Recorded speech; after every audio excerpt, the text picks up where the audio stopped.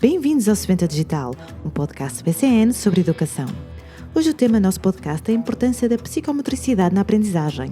O professor Marco Bento esteve à conversa com Celeste Cardoso sobre o papel fundamental da psicomotricidade no desenvolvimento das crianças, como pode influenciar positivamente o desempenho escolar e os benefícios das atividades psicomotoras, especialmente para crianças com necessidades educativas especiais. Antes de mais, lembramos os nossos estimados ouvintes para subscreverem o nosso podcast e ficarem atualizados sobre futuros episódios. Iremos convidar educadores de várias áreas para falar sobre temas relevantes para o presente e futuro do ensino. Para saber mais sobre soluções EdTech e dicas sobre tecnologia educativa, visite bcnsistemas.pt ou a nossa loja bcnonline.pt.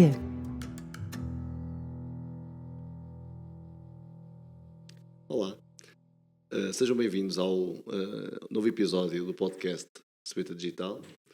Nós hoje vamos tratar o tema da importância da psicomotricidade na aprendizagem e para isso convidamos Celeste Cardoso, que é psicomotricista.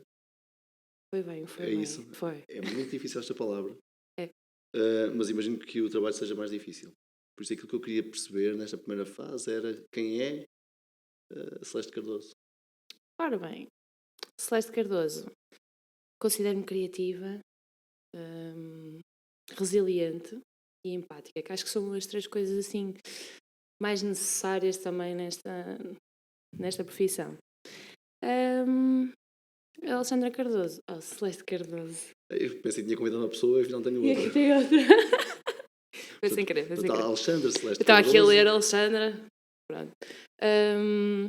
Pronto, eu não sei se devo enverdar como é que eu fui parar à psicomotricidade ou... A minha pergunta era conhecer a Celeste, mas também perceber, sim, qual foi o caminho que levou a ser psicomotricista. Posso dizer que foi por um feliz acaso. Porque na listinha dos cursos que eu queria fazer, a psicomotricidade constava lá, mas eu não fazia ideia o que era aquilo. Como grande parte das pessoas que neste momento estão a ouvir. Exatamente. E tinha fisioterapia, ou seja, tudo relacionado com o corpo. E depois psicomotricidade. Motricidade leva-me para lá. Então deve ir por aí. Então fui. O meu primeiro semestre foi uma descoberta de o que é isto. E todos estávamos assim. E fomos descobrindo, e é muito bonito perceber que todas as dúvidas de quem está a ouvir foram as mesmas dúvidas que eu tive quando lá entrei. O que é? Como é que isto surgiu? Nunca ouvi falar, isto existe em Portugal? E existe. E é fundamental para o desenvolvimento. Aliás, acho que a partir daquele momento também comecei a perceber que haviam alguns alicerces ali no meu crescimento, no meu desenvolvimento, também foram passados à frente e que, ok, isto tem de ser visto de outra forma. Foi por uma mera casa e depois, olha, estou aqui, acabei, gostei. No final do primeiro semestre já comecei a gostar daquilo e perceber o que é e agora estou aqui. E o que é a psicomotricidade? Psicomotricidade. Como a palavra gigante o diz, é a parte psíquica e a parte motora. Ou seja, o corpo e o movimento. Nós não conseguimos ter movimento sem tivermos a mente. Não conseguimos ter o corpo se não conseguimos ter a mente também. Ou seja, anda aqui tudo muito interligado. Se formos falar da psicomotricidade como ciência, é o que estuda, não é, estas ligações, e existem imensas teorias, imensos autores. Na minha opinião, acho que é mesmo isto, que é, a partir do momento em que te movimentas, tu tens de pensar no movimento e vice-versa, e isto está tão interligado que desde a nascença a criança explora o mundo através do quê? Sim, do corpo. Através do corpo. E a partir daí é que se vai desenvolver o que é o eu, para ela o que é que eu sou. E pronto, acho que e depois a própria no mundo, não é? Como ela se relaciona com o mundo, como é que e o mundo, tu lhe dás estímulo, tu lhe dar um feedback, então a partir daí ela também começa a criar o que eu gosto, o que é que eu não gosto. E em termos de terapia, penso que se pode dizer dessa forma, não é? Sim. Quais são os principais papéis que desempenha uma psicomotricista? Vais chegar lá, até ao final as coisas dizer. Vou conseguir. Psicomotricista, foi o que eu disse. Sim. Mas sem medo, vais chegar sem medo. Sim. uma psicometricista. Eu acho que nós temos um papel um pouco como... Não queria dizer como sombras, porque não somos, nem somos impulsionadores. Nós estamos um bocadinho lado a lado da criança. Ou seja, nós vamos de encontro às necessidades dela, às especificidades dela. Lá está. Acho que devemos ser daquelas terapias em que não temos o objetivo e eu chego lá e quero que ela faça isto. Não. Eu vejo o que é que ela pode fazer, quais são os pontos fortes e o que é que ela tem de desenvolver e vou pelos pontos fortes e o faço. Ou seja, como se estivéssemos, quando estamos numa brincadeira e eu vou ali vou ser tipo o par, vou ser o par da criança. E vamos a partir daí desenvolver as competências que ele necessita. Ou seja, então, quem são as crianças que vão ter sessões de psicomotricidade? A parte, Tipo de crianças a parte engraçada da psicomotricidade é que dá para qualquer faixa etária. Ou seja, mas porquê é que as crianças procuram, ou porquê é que devem procurar? Porque algumas se calhar precisam e não procuram, não é? Mas porquê é que devem procurar sessões de psicomotricidade com uma psicomotricista? Boa! Acho que isto é parte da psicomotricidade. Nós temos por base o facto dos psicomotores, que são um bocadinho como se fôssemos em escadinha, a subir uma escada de cada vez. E qualquer criança poderá ter a terapia de psicomotricidade. Isto porquê? Porque nós não olhamos apenas para aquilo que está errado, ok? Não olhamos para aquilo que ela devia conseguir nesta idade. Porque se formos a ver um grupo de 5 crianças, todas elas da mesma idade, elas não se vão desenvolver da mesma forma, porque têm estímulos completamente diferentes. E o que nós queremos, não é que apenas as crianças com necessidades educativas especiais nos cheguem até nós, até porque nós, como num recreio, por exemplo, a forma como uma criança brinca com a outra já nos vai dizer, ok, será que ela precisa de trabalhar ali um bocadinho mais a consciência do eu, ou a noção do corpo, ou a estruturação espaço-temporal, por exemplo. Uma criança que vai contra os amigos sem querer, tem ali um bocadinho de desequilíbrio, já me está a dizer que eu precisa de ser trabalhada aquela área da estruturação espaço-temporal, do equilíbrio. Ou seja, não é só só crianças que são diagnosticadas efetivamente, mas todas as crianças precisam, e aliás, a psicomotricidade é o desenvolvimento do motor através da parte da mente, ou seja, todas elas têm psicomotricidade, têm motricidade. Aliás, por exemplo, quando estás a falar de espectro do autismo, muitas das vezes bem designado agitação motora. Tem agitação motora. A agitação motora existe em todas as crianças. Agora, em algumas pode estar um bocadinho elevada, mais exatamente, exacerbada, sim, e noutras nem tanto. E às vezes nas crianças que não têm agitação motora também é uma preocupação. É um espectro tão grande, é um campo tão grande de ação que nós temos, que tanto podemos trabalhar na prevenção como no desenvolvimento. Aqui a minha principal questão é, imaginando que nós temos, porque lá está aqui uma especialista, ok, mas grande parte dos outros especialistas que trabalham com crianças, e estou-me a referir essencialmente a professores, não tanto aos pais, que eu até penso que os pais fazem esse caminho, grande parte das pessoas não conhece. Daí a minha pergunta, que é como é que nós podemos aqui, imaginando que estão professores a ouvir-nos, ajudar as pessoas a fazer, não é só o diagnóstico, porque quem faz um diagnóstico Sim. tem que ser especialista, mas como é que nós os ajudamos a olhar e a apontar um caminho para ser consultado, ter uma consulta de psicomotricidade. Por exemplo, através do recreio. Uma criança que ao brincar percebes que tem ali uma parte de socialização que ele não está a aproveitar. E já podemos trabalhar por aí. Na escrita, por exemplo, uma criança que está a ler um texto e não consegue localizar a palavra, onde é que vai a leitura? Isso também já é algo que nós podemos inserir-nos, ou seja, este exemplo que eu estava a dar, por exemplo, estamos aqui a ler e eu pergunto onde é que está o iremos? Onde é que está a palavra iremos? Uma criança que não consegue localizar a palavra, provavelmente é uma criança que não tem muito boa noção do corpo, não é? E aí tem de ser trabalhado. O movimento, por exemplo, temos crianças cada vez mais sentadas e isso já é uma preocupação, não é? Estas crianças são cada vez mais sentadas, são cada vez menos movimentadas e a longo prazo vamos ter as nossas consequências. Eu acho que se quisermos especificar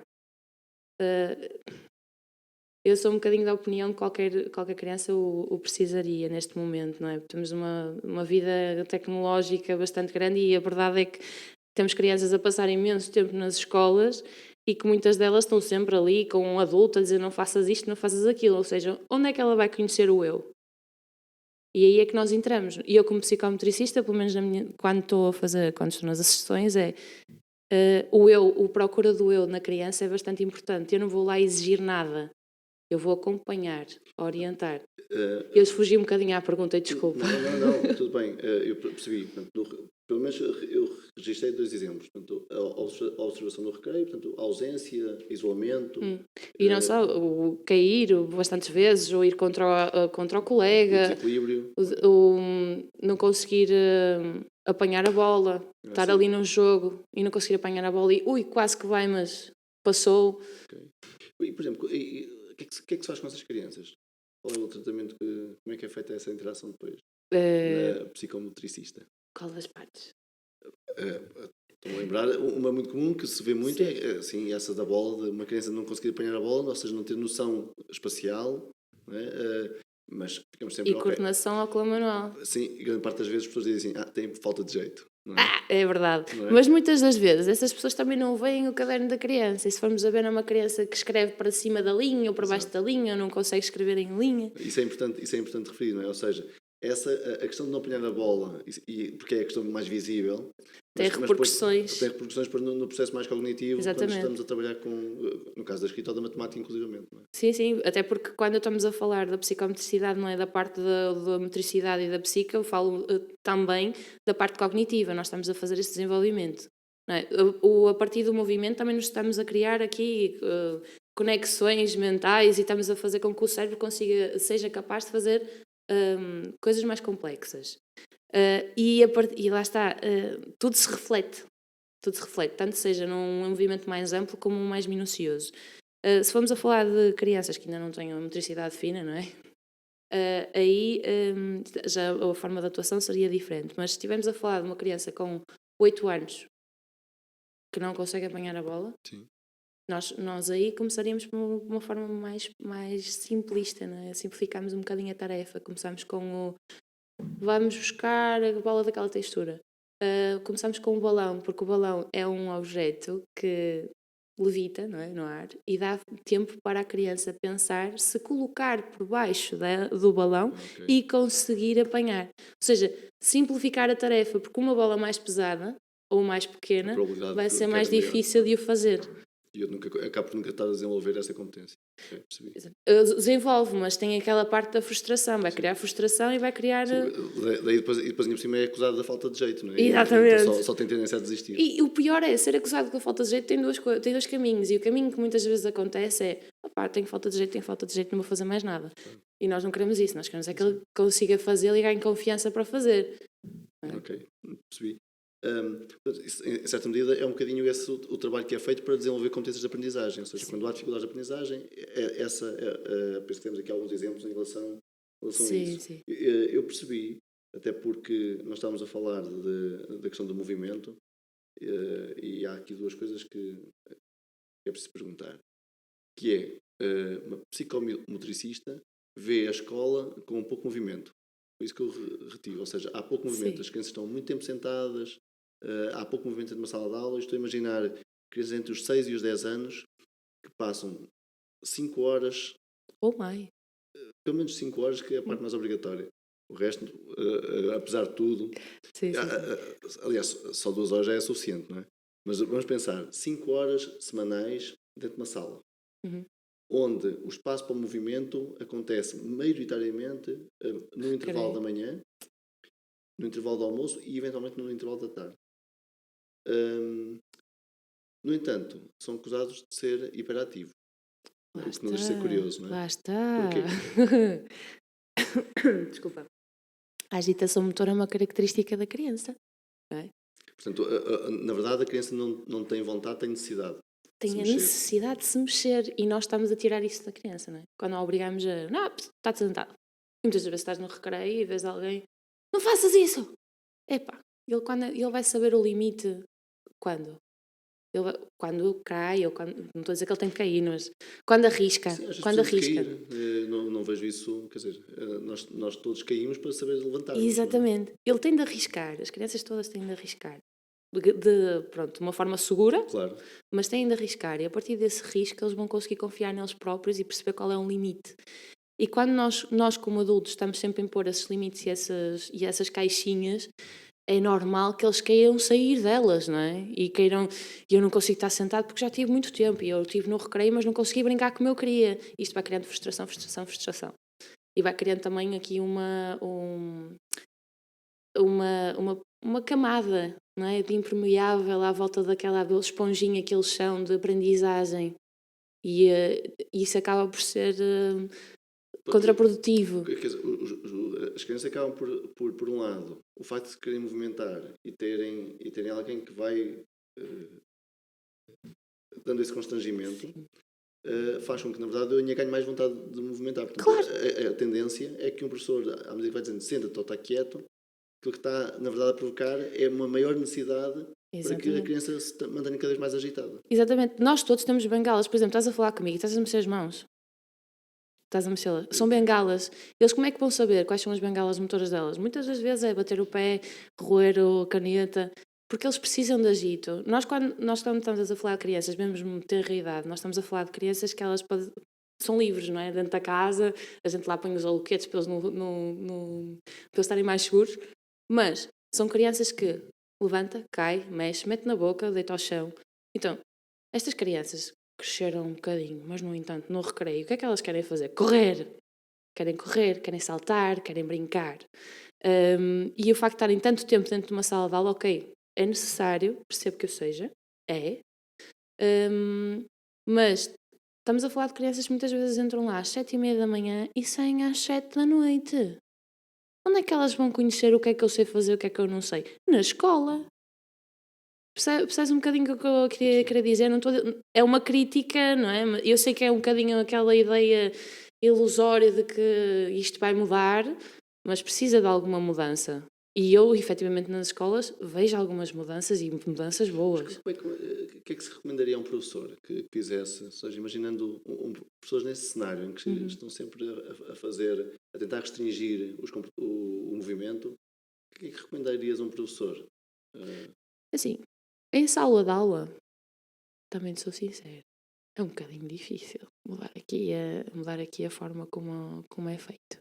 Agora, por exemplo, eu lembro-me quando estudava, não é? Mesmo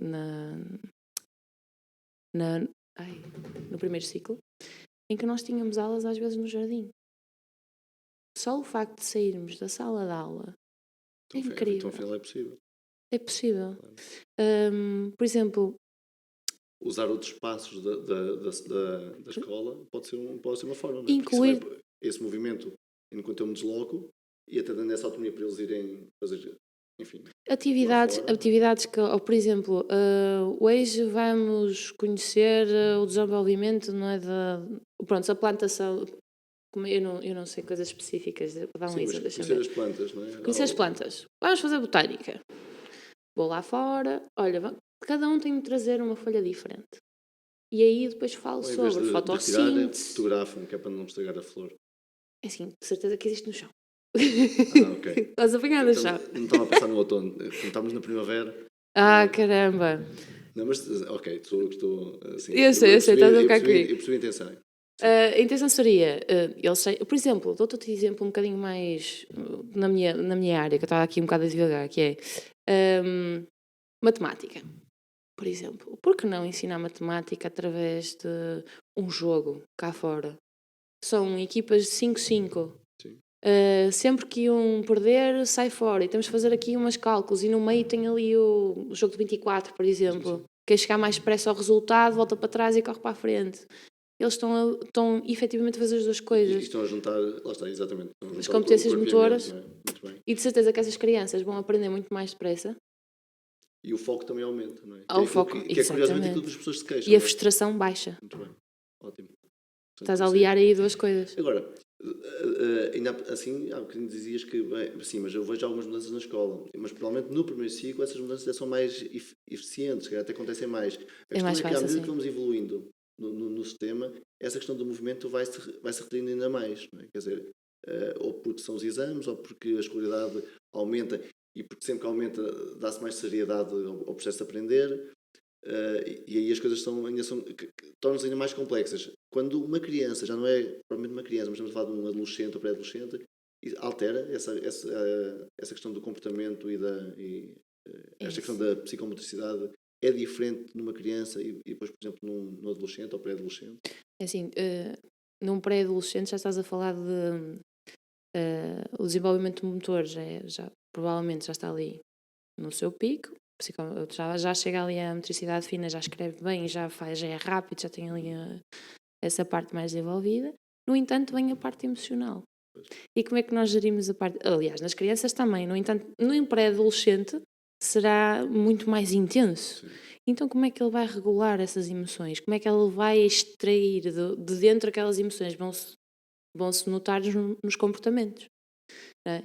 Eu acho que pronto, aí também tem um bocadinho a ver com a parte social que ele está inserido, porque aí também se criam os grupos de amigos, e é a partir daí que ele também vai desenvolver a sua maturidade emocional, mas estamos a falar aí nesta fase de outras questões que pronto, eu também não estou, não é a área, não é faixa etária em que eu estou inserida maioritariamente. Por exemplo, se nós estávamos aqui a abordar um bocadinho a ideia de crianças sem. Enfim, eu também penso que todas as crianças têm as suas especificidades, mas há crianças, nós estamos a falar do caso de autistas, disléxicos, Perturbação do autismo. com algumas outro tipo de perturbações. Essas crianças com características ainda mais específicas, qual é a grande mais-valia Da psicomotricidade. Sim. Imaginemos, no mundo delas tudo é diferente, não é? Tudo é exacerbado. Muitas das vezes uma simples sala de aulas já é demais, certo? E mesmo se formos a falar, eu não sei se posso entrar um bocadinho por aí, vou divagar um pouco, mesmo para os professores, nós entramos também como um aliado de tentar perceber Para lhes dar algumas estratégias também. Exatamente. Porque nós vamos conhecer a criança de uma forma muito mais, como é que eu ia dizer? Conhecem num outro contexto. Menos informal, Exato. mais livre. Então nós vamos conseguir perceber, e eu vou conseguir perceber de outra forma. Porque fazem-no através da experiência do jogo, não é? Exatamente, de uma forma mais lúdica, em que ele escolhe um pouco o fio, não é? O desenvolver da sessão, e eu vou conseguir perceber, ok, quando estás ali um bocadinho mais agitado, às tantas, se eu voltar à tarefa para trás, ou se deixar um pouco mais livre, tu regulas-te e voltas para mim e ficas mais focado. Ou seja, estas estratégias acabam por ser benéficas não só para os professores, mas também se forem transmitidas para os pais. E a minha pergunta era essa: o que é feito? Porque, lá está, como o contexto é informal, que tipo de sugestões é que são dadas aos professores e aos pais para que cada um no seu contexto possa trabalhar melhor com essas crianças? Deixa-me ver aqui um exemplo, se fosse mais simples. Temos uma criança que, pronto, quando chega à sala de aula, o ritual dela é pegar no livro que mais gosta e dar uma volta, dar 2 voltas e senta. É o ritual. E se lhe tirares o livro e quiseres que ele se sente efetivamente na sala, para estar atento àquilo que vai acontecer, e ele não o quer fazer, qual é que seria a estratégia? Eu aqui só estou a fazer perguntas. Só estava a fazer perguntas. Tentar perceber, ok, qual é o livro, se é sempre o mesmo livro, se o percurso que ele faz é sempre o mesmo, e se o faz sempre que entra ou só de manhã. Porque se for algo necessário para ele, para se regular, e ele vai ter que o fazer, eu vou deixá-lo fazer. Ele vai ter que ter aquele momento. Agora, se for algo, se for um comportamento que ele tem sempre, que se levanta, Percebes o que eu quero dizer? Uma coisa repetida. Se for uma coisa repetida, será que eu preciso mesmo de retirar essa repetição? Tentar perceber o que é que lhe vai causar ali um desconforto. Se for uma coisa que ele só no início da aula faz, volta e foca, eu não tenho necessidade de o fazer. Ok. Às vezes nós também somos um bocadinho exigentes com as crianças. Sim, Desculpa. estou a entender. Ou seja, Tentar perceber o que é é preciso necessário. compreendê-las ao ponto de perceber que se é um comportamento isolado, mais vale manter ou deixar. Se percebermos que ele Se ele tem uma repetição, é e começa a ter porquê? implicações no próximo, aí Sim. tem que se ter Tentar perceber o porquê, porque é um bocadinho também nós temos um padrão, não é? um padrão. E eles também. Eles também.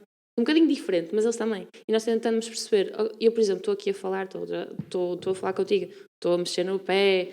Isto é uma bengala. Será que aquela voltinha que ele faz, ou ir buscar o livro, não é para se sentir mais seguro e não é a bengala dele? Porque é que eu vou estar ali a causar uma disrupção e ele vai ficar agitado? Desculpa. Vai querer. Vai ficar frustrado. Porquê é que eu vou fazer? Sim.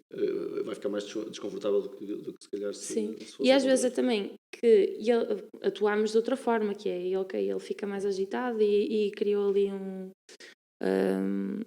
um momento de frustração. Tentar criar ali uma estratégia com ele de regulação. Ou pode ser próprio eu estou a usar termos muito técnicos, mas um balançar na bola, ou vamos atirar, tentar perceber, ele, ok, estás em frustração. Muitas das vezes o que eles precisam é ter algum espaço que também o possam fazer e tentar que ele volte. O movimento de frustração pode ser trabalhado com a ação do corpo, ou seja, agindo com o corpo. É essa a ideia. É essa a ideia. Movimentos, um saltitar, ou um focar no balão a subir e a descer, tudo o que proporciona esta regulação. Porque nós intuitivamente, estou-me a recordar que quando estava, eu já fui professor de primeiro ciclo, quer dizer, eu sou professor de primeiro ciclo, mas não exerço agora no primeiro ciclo, é isso que eu quero dizer. E eu recordo-me que quando uma criança está mais agitada, assim, está-me a correr à escola. Não é? Mas isso é uma boa forma. Ou seja, intuitivamente, ou seja, se há uma agitação, precisas de dispor energia em algum sítio, não é? Portanto, Instintivamente foste pelo sítio certo, porque ele vai deitar essa energia toda fora, vai ter aquele espaço de deitar cá para fora e depois, ok, vou voltar. para não estar ali a ser contido, não é? Exatamente. Por exemplo, uma criança que está sempre a bater o pé, tu dizes qualquer coisa, ele fica a olhar para ti e não consegue dizer nada. Não consegue falar. Tu sabes que a criança sabe. E está bloqueado. Bloqueou. É quando eles dizem que tem uma branca, não é? Sim. Mas eu tenho crianças que elas não falam. Não, se eu lhes perguntar diretamente, não falam. Sim. Mas se eu perguntar em grupo, eles vão fazê-lo. Estás a entender a diferença? Mas eu aparentemente eu diria que o facto de estar em grupo ele teria mais medo de se expor.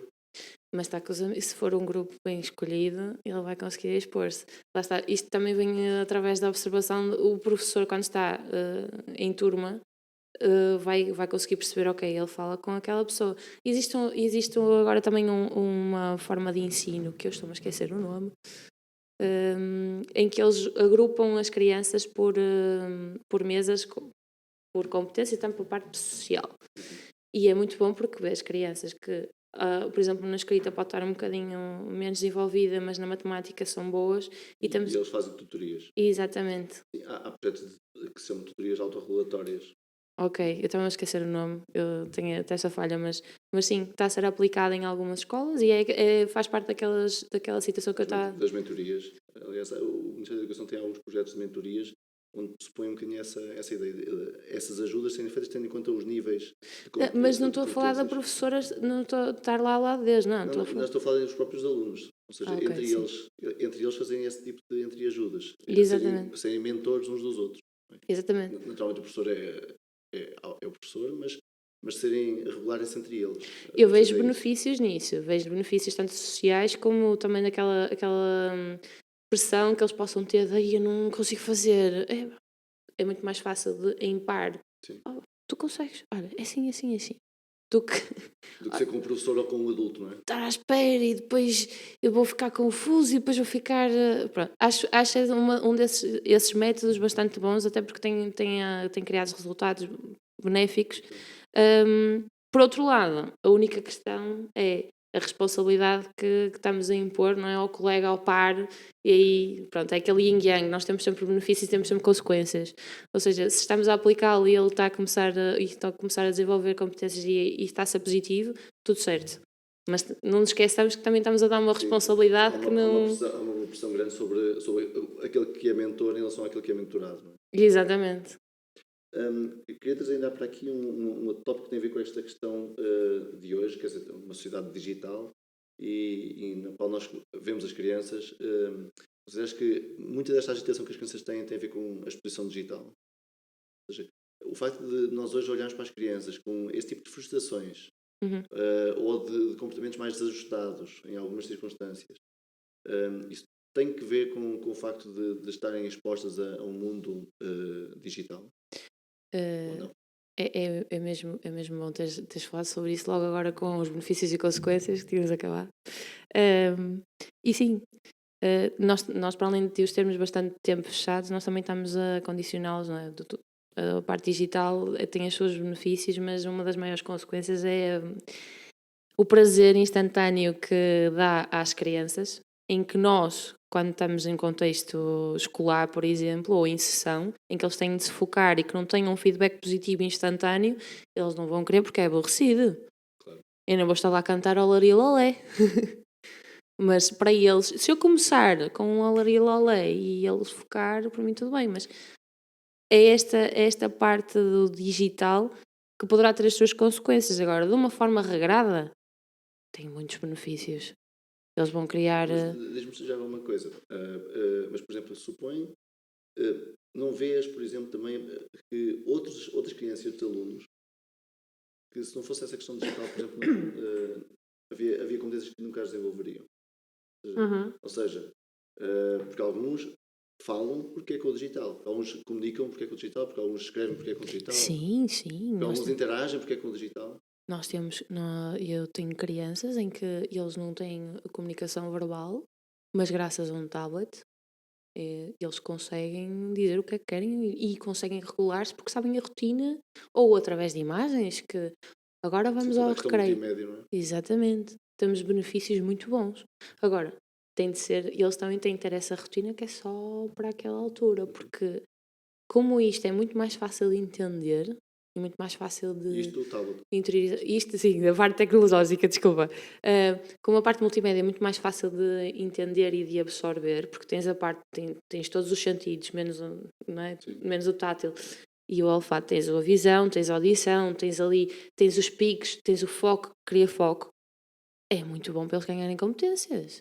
A repetição temos crianças que a nível verbal eles não querem interagir contigo, mas sabem de cantar uma música, porque ouviram de forma repetida. E tem os seus benefícios. E quais são as grandes desvantagens? As desvantagens... Se isso é um benefício, eu até agora estou encantado. Pois está. Assim, se isto tem assim tantos benefícios, por que Imagina, não usar? mas uma criança que esteja constantemente com vamos dar o exemplo do tablet outra vez, que interesse é que ela vai ter em querer te ouvir a te falar, olha, o que é o 2 mais 2? Mas se ela estiver a aprender o 2 mais 2 com o tablet, porque é que ela precisa de me ouvir? E será que a nível de escrita ela vai desenvolver? Vai-te saber escrever um 2? Porque aqui estamos mesmo no abstrato. Mas se ela não conseguir escrever do ponto de vista digital, não resolve a competência? Desenvolve de competência. Mas aí já estava a falar de ser professora e eu sou psicometricista. Mas eu, como sou professor, estou a pedir a opinião de uma especializada em psicometria. Especializada. Vamos ver. Não é? A minha... grande parte dos professores, onde é que eu quero chegar? É que grande parte dos professores, às vezes, rejeita o digital por considerar que o aluno precisa de outro tipo de estratégias analógicas para aprender. Mas aquilo que me estás a dizer é que, sim, mas se com o digital eu consigo desenvolvê-las, por que razão é que eu estou a restringir o uso digital, se na verdade eu sei que com o analógico estou a demorar mais tempo, não estou a conseguir chegar lá. E eu sei que através deste digital e dessa junção de vários sentidos, eu consigo que o aluno aprenda. Não me parece mal. E não é de todo mau, mas imagina, Não se parece mal para o colocares um professor. livro à frente, ele não vai querer lê-lo. Mas eu, enquanto professor, imagino que os professores querem que eu consiga ler um texto, eu consiga interpretar um texto. O formato em que ele me aparece pode neste momento já não ser uma condição. Sim. Eu estou a entender Estás a o que é que estás a dizer. Ou seja, porque o que eu quero desenvolver são competências. Agora, se é um livro em papel ou se é um livro digital, quer dizer, se ele conseguir Assim, ler, se for um interpretá-lo, livro, agora, se estivermos a falar, por exemplo, de um vídeo em que a pessoa que está lá está a falar com ele, está a criar o diálogo, está a fazer tudo em nível de imaginação, ele não está a utilizar nada. Claro. Ou seja, competências cognitivas é só de absorção, Sim. não tens de exposição. Ou seja, se tu perguntares a essa É criança... preciso que o próprio dispositivo também crie interação. E crie também a parte de raciocínio, Claro, não é? sim. O de saber interpretar, falaste muito bem. Interpretar um texto, muitas das vezes o que acontece é que eles sabem qual é a palavra, mas não sabem o que é que significa. Ok? E isso é que me preocupa. Porque em contexto de vídeo é muito fácil eles introduzirem a informação. Agora, como é que elas vão trabalhá-la? Aí o professor tem Sim, mas é o papel do professor. Não é? Exatamente. O vídeo pode ser o estímulo para depois desenvolver o outro conjunto. Mas de agora competências. explica-me uma coisa, que é, como psicometricista, ele pode estar a ver um vídeo de ver pessoas a saltar, ele vai saltar? Não sei, muito provavelmente não. É aí que eu acho que não... Porque eu estou a ser questionado, então estou a fazer perguntas. Desculpa. E eu estava a fazer pergunta e a resposta, desculpa.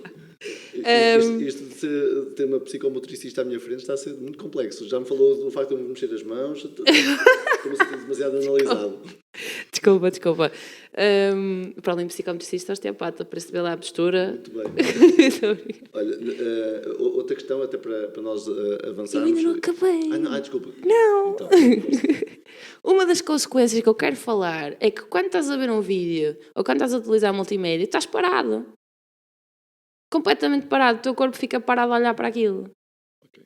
E isso, aí é que é, para nós psicometricistas e para nós seres humanos, aí é que entra a grande consequência. Eu percebi. Tens crianças que não sabem saltar à corda. Por amor de Deus. Mas não consideras que... mas achas que isso é um problema da tecnologia ou é um problema de quem não a sabe regular? Lá está, por isso é que eu digo sempre a palavra regrado. Se for regrada... Porque repara bem, eu gostava que comentasse o seguinte. O YouTube não é o nosso maior babysitter atualmente? Infelizmente. Sim, é por aí. Mas tu vês cada vez mais crianças... E achas que o problema é do YouTube? Ou é de quem não regula a visualização dos vídeos no YouTube? Eu acho que nós somos um monte de adultos que não está regulado e que estamos a exigir a uma criança para estar parada e quando não conseguimos, vê o YouTube. Isso mesmo. E isso irrita-me. Também a mim. Por isso é que eu estava a dizer, a grande consequência é que nós, inconscientemente, por queremos também eu não sou mãe, não posso estar aqui a falar, não queremos, mas queremos pará-los. Querem pará-los, eu estou aqui a evitar, mas querem pará-los. Sim. Eles não precisam ser parados. Precisam de regras. Precisam de saber os limites. Parece-te é que pais, essencialmente pais, porque esse abuso até acontece mais em casa do que na escola, porque a escola nem tem, e às vezes inconsciente. Não tem tanta tecnologia como em casa, apesar de tudo, não é? As escolas têm momentos específicos para o uso da tecnologia, apesar de tudo. Mas esse tipo de regras, nós precisávamos de fazer uma formação parental para que os pais, na verdade, percebessem como regular os ecrãs. E também por isso é que, quando estava a falar de a nível escolar é bastante benéfico, mas lá está, nós, como a escola é a maior parte do tempo da vida de uma criança, nós aí temos que começar a criar essas regras. Por isso, se eles forem utilizados de uma boa forma, para ganho de competências, tudo certo. Agora, o problema acho que também está um bocadinho naquilo que estás a falar. Mas vais estar a dar workshops sobre como ser pai. Não. É aquela questão de... Vou-te fazer a pergunta, que é, pais ou mães que estejam a ouvir, qual era a solução que davas para regular quando uma criança, na verdade, está sistematicamente a requerer o tablet ou o telemóvel para estar a ver vídeos?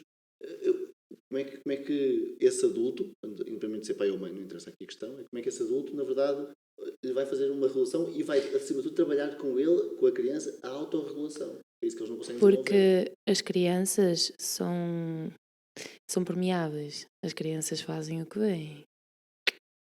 E começa por nós. Portanto, o nosso E é exemplo, que está.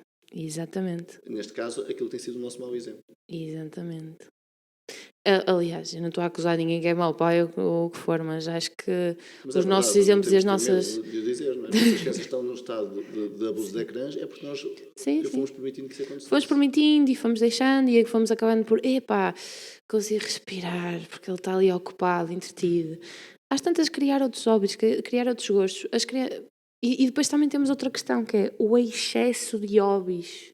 Ele sai da escola, vai para a dança, ele sai da escola, vai para o karaté, ele sai da escola, vai para o jazz. E quando é que ele sai da escola e sai para o eu?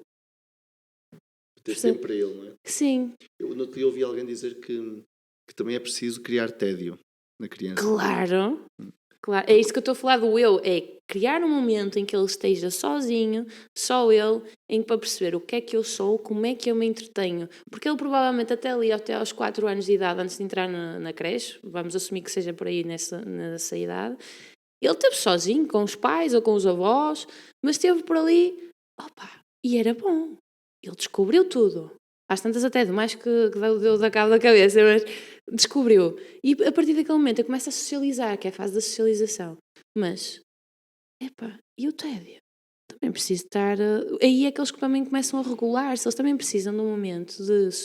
Ok, porque é que isto me está a fazer... Porque é que eu estou a chorar? Porque é que eu estou alegre? Porque é que E eles precisam disso. E o tédio é uma boa forma de desenvolver criatividade, não é? Sim. Porque eu tenho que criar alguma coisa... Uma forma de se entreter. E aí também é que vai buscar o quê? Os gostos. O que é que eu gosto de fazer? O que é que eu não gosto? Afinal até gosto de matemática. Estou aqui a contar os pássaros e consegui somar 2 ou 3. Um bocadinho por aí. Olha, estamos aqui a terminar. Eu tinha aqui só mais 2 questões. E uma é, qual é o principal obstáculo, os principais obstáculos que vês na tua área da psicomotricidade? Ou seja, se sentes que há obstáculos, e os obstáculos até podem ser o facto de não haver ainda uma crença e um acreditar naquilo que de facto são os benefícios da psicomotricidade. Quais são os grandes obstáculos que sentes na profissão? Ora bem, primeiro acho que tem a ver um pouco com a falta de oportunidades que nós temos para entrar no meio escolar, e é um dos meios em que nós poderíamos ter realmente bastante... como é que eu ia dizer isto? Frustra-me um pouco o facto de nós estamos aqui capacitados para o desenvolvimento e estamos a trabalhar desenvolvimento e sermos tão essenciais, porque as crianças são corpo e são cognição e são a parte social. No entanto, nós não temos essa oportunidade aberta. Eu acho que também, lá está, por estás a dizer, a maior parte das vezes não sabem o que é, ou vêm para aqui e vêm brincar, porque muitas vezes o adulto esquece que ele aprendeu porque brincou. E nós deixamos de envelhecer, como? Quando deixamos de brincar, quando levamos a vida demasiado a sério. E acho que as crianças precisam mesmo da parte lúdica e nós temos esse papel. E lá está, estes momentos que eu aceitei o desafio, porque também é uma forma de abrir um bocadinho as mentes sobre o que é a psicomotricidade. E apesar de nós termos uma vertente lúdica de atuação, não deixamos de ser sérios. A seriedade, ou melhor, quando estamos a criar ludicidade, Sim. não significa que nós estamos a pensá-lo de forma muito séria, não é? É que, assim, é muito mais fácil a criança aprender o que é o a rir-se, o ha, e a brincar. Eu não estou a dizer que o professor não seja preciso, calma.